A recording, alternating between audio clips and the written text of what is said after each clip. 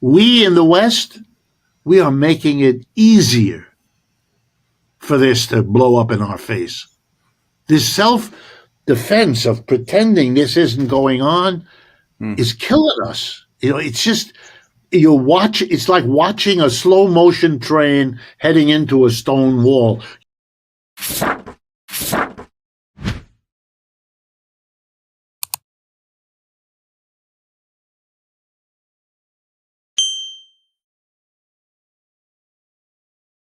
Right now, we maintain, as a nation, 700 to 800 military bases around the world. No other country does anything remotely like that. That is not just very expensive, but that is also a kind of running the world, if not by hitting people, by threatening to hit people, because we have troops and planes and bombs and missiles and all over, right? I mean, right in your neighborhood and not far from. What are we doing? Well, we came out of a situation where we thought this would protect us. And in some ways it did. And even in some ways, I'll grant it does. But you have to ask the question, what else is it doing? And the answer is, it is defining the United States as the holder-backer of what we are trying to do here in the Ivory Republic in Africa, or in Malaysia, or in Paraguay. It is the entity that's having a hold on the world, trying to hold us back. When the American naval fleet sits in the South China Sea, a stone's throw from Taiwan, nobody cares about Taiwan. Nobody is fooled by this. Maybe a few Americans who are naive. This is not about Taiwan. Taiwan is not a concern for China either. It's the symbolism of it all. And it allows the Chinese, whether you like them or not, it's another matter. It allows the Chinese to say, look at them. They are here threatening us because we are out competing them. And neither you or I can resolve how honest or true that is. It's got some truth. It's got some exaggeration. But we are giving them the ammunition, if you like, with which to characterize us in this way. I'll give you another example. There's an enormous opposition inside Europe to the war with Russia in Ukraine. There are many, many Europeans, pro-capitalist, anti-capitalist, across the board, who think that is the worst mistake of their lifetimes, that struggle. They are clear in their mind, and I'm not arguing whether they're right or wrong. I'll be glad to do that if you want, but here's where they are. It's wrong. They should never have done it. It's stupid. The Russians will win. The Ukrainians will lose. End of story. It's a waste of money. And it is making the people of Europe furious because we're cutting back social programs while we fund a losing war that we don't care about in the first place. Okay? You don't have to agree with that, but that's a real problem. What are you going to do? You had 3 elections in the last few weeks. Britain, France, and Germany. Every one of those elections should tell you the same thing. The mass of people are rejecting the conventional politicians. You better be careful, because if they're doing that there, they're going to do it here too. Maybe Trump is halfway there already. Maybe what comes next will be more. Let me give you an example. For 15 years, you had the conservatives. As the conditions of existence of the British working class declined over the last 20 years, and they declined worse than anywhere else in the Western world, the British, the conservatives came up with the great idea, blame the Europeans. That's right up there with the United States today, blame the immigrants. Are you crazy? The United States is a country of 330 million. Undocumented immigrants in this country, maybe 10 to 15 million people. And among them, the poorest people on the planet. They are not going to shape the economy of 330 million. That's childish. Mm-hmm. That never happened, isn't happening now, and isn't about to happen. Not better. Which any fool could have told them. Why? Because that's not your problem.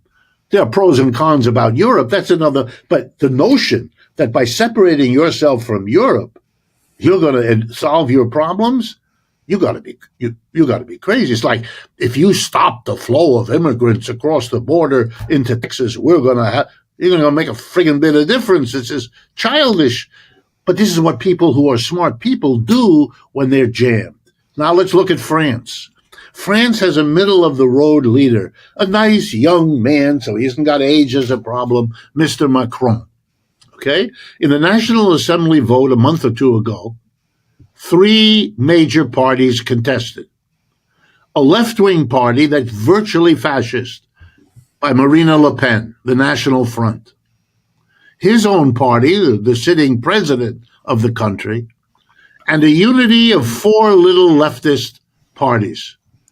The French Socialist Party, the French Communist Party, the French Green Party, and a French Socialist Party that takes the name France Unbowed. Those 4 came together.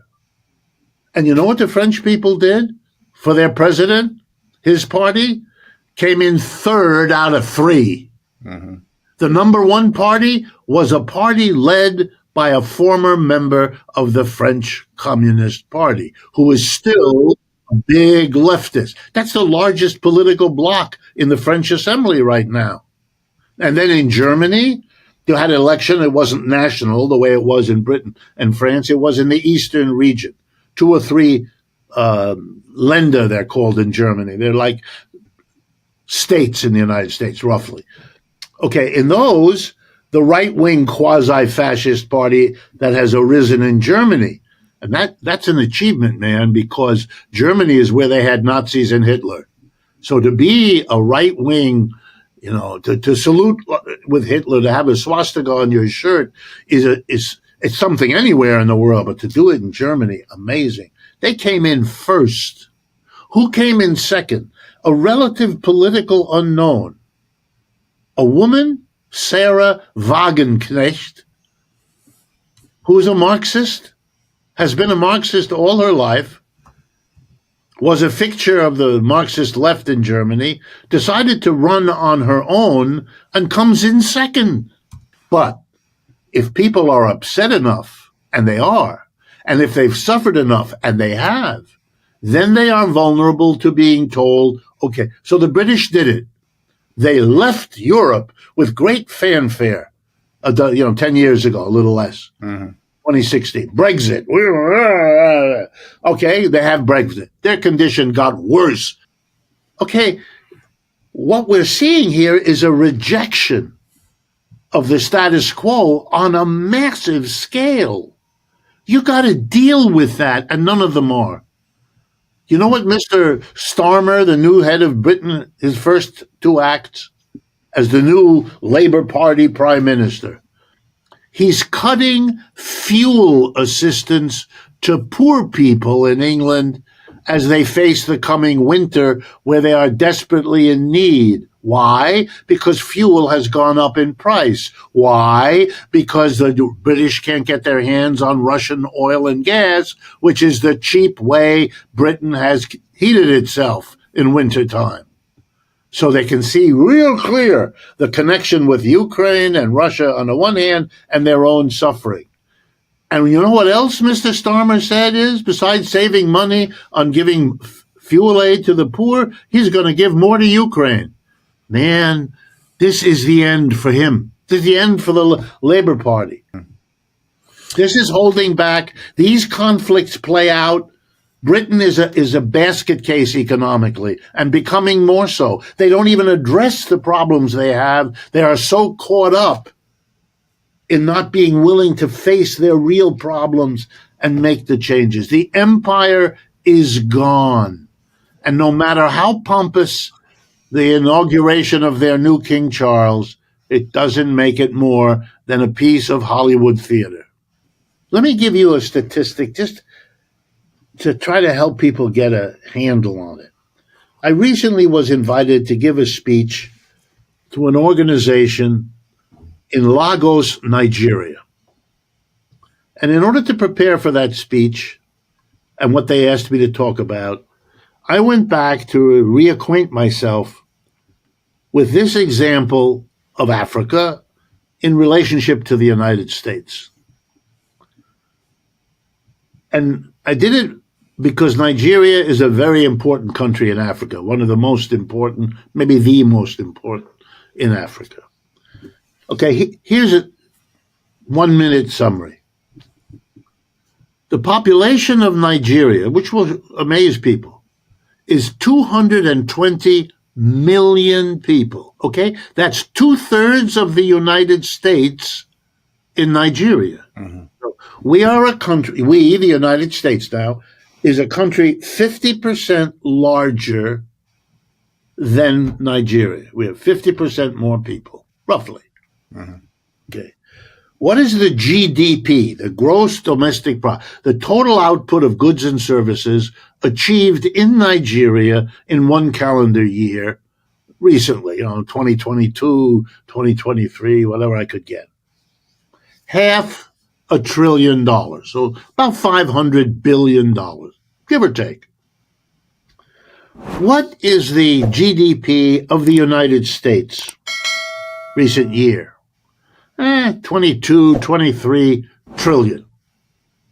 Okay, that means that while the United States is 50% more people, it has 50 times the wealth of Nigeria.